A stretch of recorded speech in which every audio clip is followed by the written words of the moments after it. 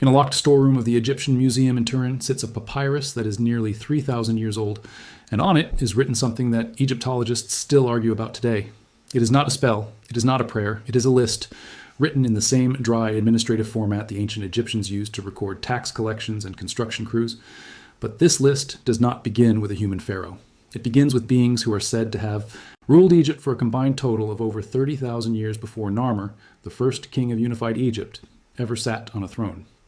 The Egyptians called one group of these beings the Shemsu Hor, the followers of Horus, and the strangest part is not that they appear in a myth or a temple carving meant to inspire awe. The strangest part is that they appear in a bureaucratic king list, written in the same handwriting, using the same grammar, following the same conventions used to record the reign of Ramesses II himself. The scribes who copied this list did not treat the Shemsu Hor as legend. They treated them as history, and when you start pulling on that thread, you find it running through 4 separate Egyptian sources, spanning more than 2,000 years of civilization, all pointing at the same unexplained category of ruler, one that came from somewhere else, left no tomb, no city, no burial, and vanished so completely that the people who worshipped their memory could not say where they went. Let's start with what this papyrus actually is, because the facts here are not in dispute among historians, even if their meaning is. The document is called the Turin King List, or the Turin Royal Canon. It was compiled during the reign of Ramesses II in the 13th century BCE, which makes it one of the most important primary sources historians have for reconstructing the chronology of ancient Egypt. Its purpose, on the surface, was administrative. It recorded the names of Egypt's kings in order, along with the number of years, months, and even days each one reigned. This was standard practice for the Egyptians. They were meticulous record keepers. They tracked grain shipments, labor rosters, court cases, and construction timelines with obsessive precision. So, when the Turin Canon opens, before it reaches the historical pharaohs that archaeology can independently verify, it lists first a sequence of gods who ruled for a combined period the papyrus states is over 20,000 years. Then it lists a second category, distinct from both the gods and the human pharaohs. This is where the Shemsu Hor appear, credited with a reign of 13,420 years, according to the surviving fragments of the text. The scribes who compiled this under Ramesses II were not inventing this list from nothing. Papyrus itself tells us the compilers were copying and preserving material from older sources that no longer survive independently, meaning the tradition of the Shemsu Hor predates even this document by an unknown but likely substantial margin. Now, here is where it gets genuinely strange, because a single unusual document could be dismissed as an anomaly, a scribal error, or a piece of ceremonial flattery. But the Turin Canon is not alone. Nearly 1,000 years earlier, during the 5th dynasty of the Old Kingdom, another record was carved onto a slab of black basalt known today as the Palermo Stone. The Palermo Stone is one of the oldest historical documents from Egypt, and it too records a line of rulers who came before the historical dynasties, kings whom later Egyptian tradition would associate with a divine or semi-divine origin, distinguished clearly in the text from the mortal pharaohs, whose reigns the stone otherwise catalogs. 2 independent documents, separated by roughly 7 or 8 centuries in the moment of their creation, using comparable formats, both preserving the memory of rulers who came before the dynastic era, and both treating that memory as worth recording in the same register used for verified historical kings. Then there are the pyramid texts, inscribed on the interior walls of pyramids, beginning with the Pyramid of Unas at the end of the 5th dynasty, making them among the oldest religious writings in any language on earth.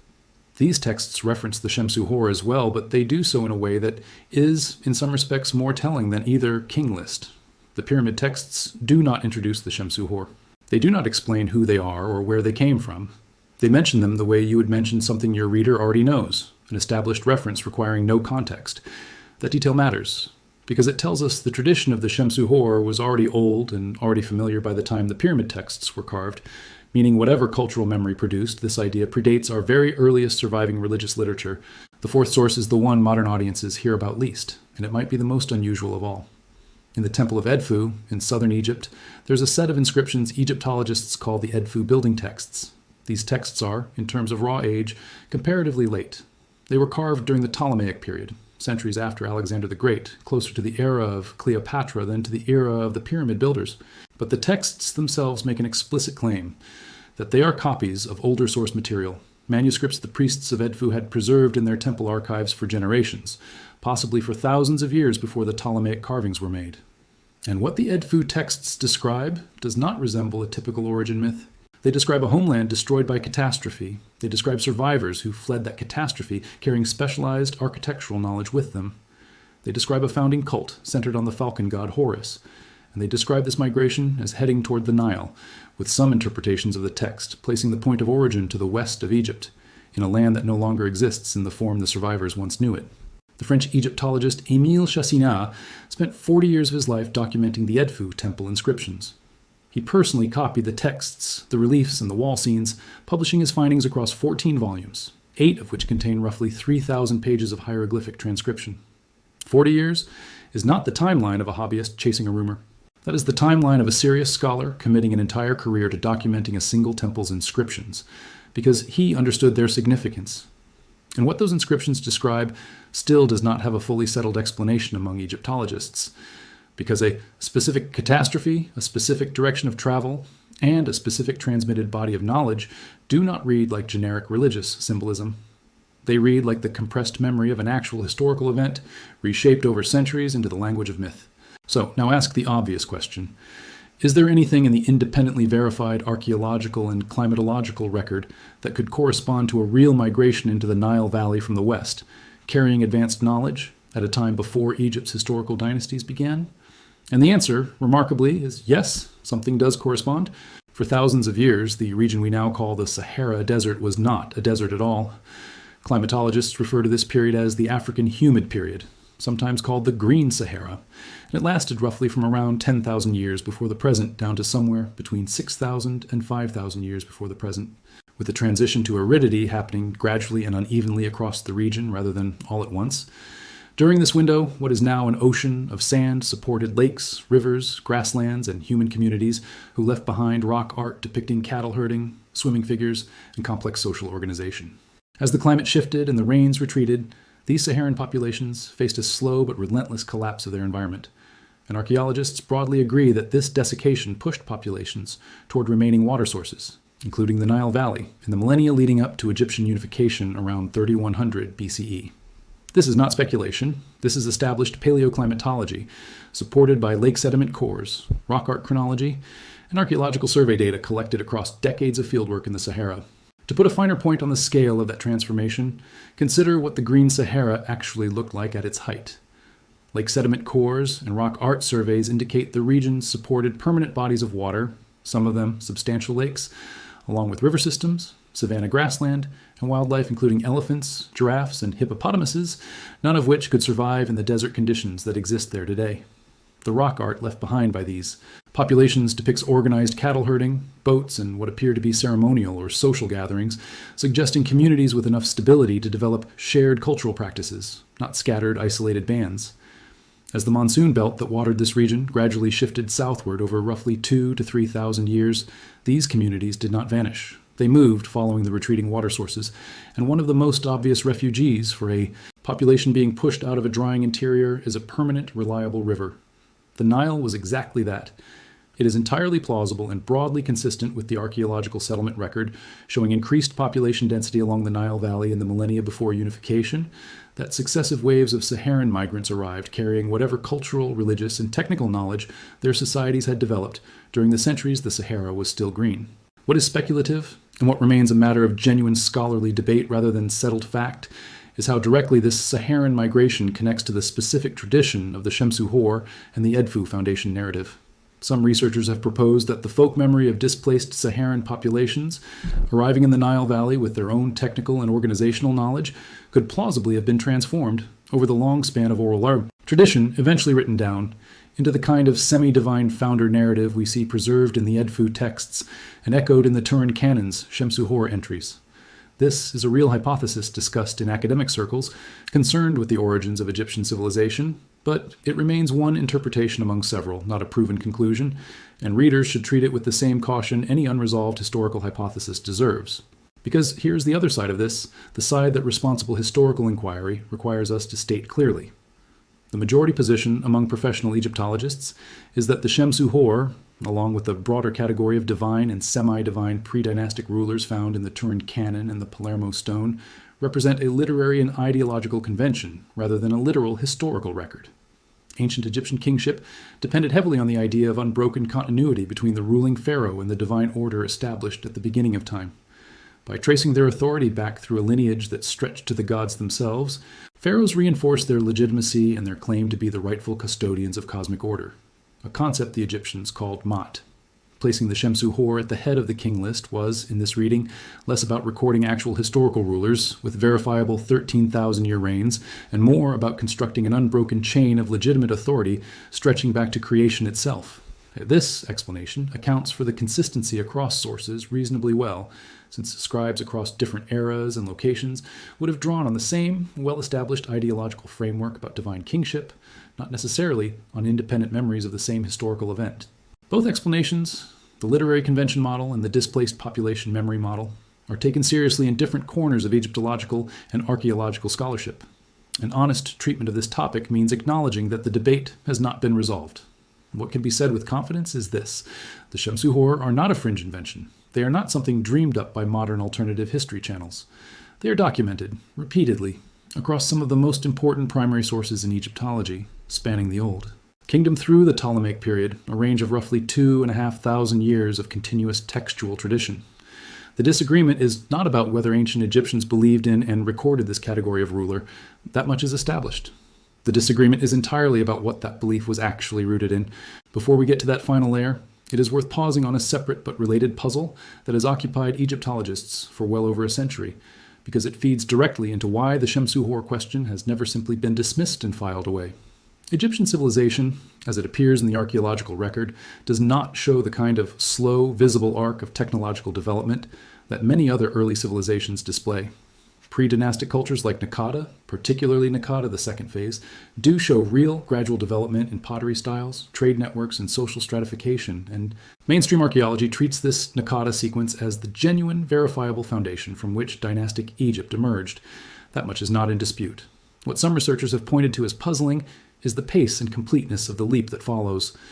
Within a relatively narrow window around the time of unification, hieroglyphic writing appears already structured as a functioning system rather than a primitive proto-script slowly finding its feet. Monumental stone architecture appears with a level of planning and execution that has few obvious intermediate stages preceding it. Centralized administrative systems, capable of managing labor, taxation, and resource distribution across an entire unified state, appear already largely formed. Mainstream Egyptology generally explains this by pointing to exactly the kind of Naqada period groundwork just described, arguing that the appearance of suddenness is partly an artifact of how much pre-dynastic material has been lost, damaged, or simply not yet excavated, rather than evidence of an external or unexplained source of knowledge. That is a reasonable and widely accepted position. But it is worth noting honestly that a minority of researchers argue that gradual Naqada development, real as it is, still does not fully account for the scale of the leap in certain areas, particularly monumental construction technique.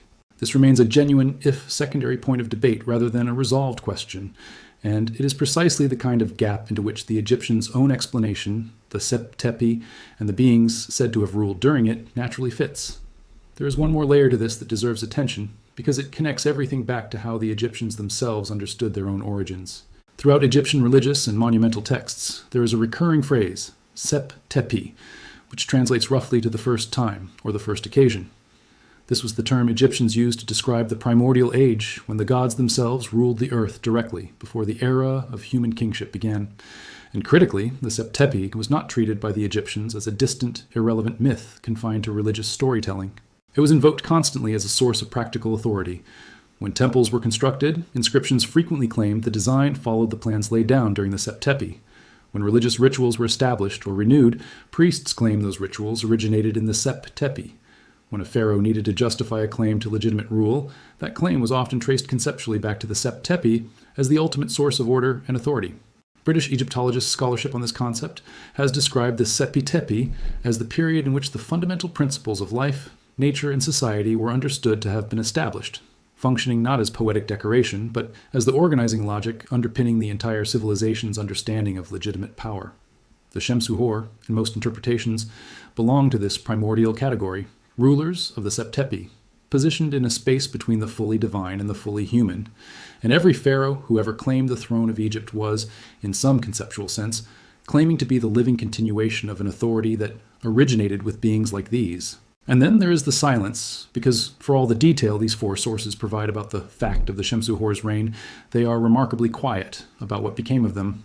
No tomb has been identified as belonging to a Shemsu-Hor ruler. No city has been excavated and confidently labeled as their capital. No individual name from among their supposed 13,400-year reign survives, in the way individual pharaohs' names survive, carved into cartouches and repeated across monuments. For a civilization that tracked the reign length of every verified pharaoh down to the day, and that recorded the names of construction foremen and minor court officials with the same precision it applied to kings, this absence is worth noting. It does not, on its own, prove anything extraordinary. It is equally consistent with the straightforward explanation that the Shemsu-Hor were never physical, historical rulers to begin with, and therefore left no physical trace because there was never a physical reign to leave a trace of. But it is also the detail that keeps this topic alive in scholarly discussion rather than settling into a fully closed case, because an absence this total, in a record-keeping culture this thorough, is unusual regardless of which explanation you find more persuasive. What we are left with, when all four sources are placed side by side, is a genuinely interesting historical puzzle rather than a settled mystery with a hidden answer waiting to be revealed. The Turin Canon and the Palermo Stone independently preserve a category of pre-dynastic, semi-divine rulers using the same administrative conventions applied to historical kings. The pyramid texts treat this category as an already familiar concept, requiring no introduction, pushing its origin earlier than our oldest surviving religious texts. The Edfu building texts, though carved much later, claim to preserve an even older tradition describing a specific catastrophe, a specific migration, and a specific transfer of architectural knowledge, with some interpretations pointing toward an origin to the west of the Nile Valley. And independently, the paleoclimatic record confirms that a real, large-scale, west to east population displacement did occur as the Sahara transitioned from a green, habitable landscape to the desert we know today in the several thousand years leading up to Egyptian unification. Whether the Edfu narrative is a distorted folk memory of that real migration, or whether it is simply a mythological elaboration built on the same divine kingship ideology found in the earlier king lists, remains genuinely unresolved. What is not in question is the seriousness of the sources themselves. The Turin king list sits in a museum in Turin, studied by professional Egyptologists to this day, still used as a chronological reference point for reconstructing Egyptian history despite its damaged and incomplete state. The Palermo Stone remains one of the most cited primary sources for Old Kingdom history. The pyramid texts are inscribed permanently into monuments that have survived roughly 4. It also helps to sit for a moment with just how unusual it is that 4 sources this different from one another all land on the same category of ruler. A funerary text carved into the private, sealed interior of a pyramid, meant only for the eyes of the dead king and the gods, was never intended to persuade a public audience of anything. A state administrative document like the Turin Canon existed to organize chronology for practical, bureaucratic purposes under a specific reigning king centuries later. A monumental public inscription, like the Palermo Stone, served a commemorative function, displayed for the living to see, and a temple archive, like the Edfu texts, operated under an entirely different priesthood in a different region of Egypt, working from source material its own scribes claimed was already ancient by the time they inherited it. These are 4 different genres, 4 different audiences, 4 different purposes, created across a span of roughly 2,500 years, and yet all 4 preserve the same basic claim that before Egypt's historical kings, there was a category of ruler linked to Horus, credited with an immense span of governance, and definitively placed at the origin point of legitimate authority. If this were simply a single scribe's flourish or a single dynasty's propaganda, you would expect it to fade or shift as political needs changed across 2.5 millennia of upheaval, foreign conquest, and religious reform. Instead, it persists largely unchanged in its core details. Through the collapse of the Old Kingdom, the turbulence of the intermediate periods, the New Kingdom's imperial expansion, and all the way into the Greek-administered Ptolemaic era. That persistence is, on its own, a data point worth taking seriously, regardless of which explanation for its origin you ultimately find more convincing.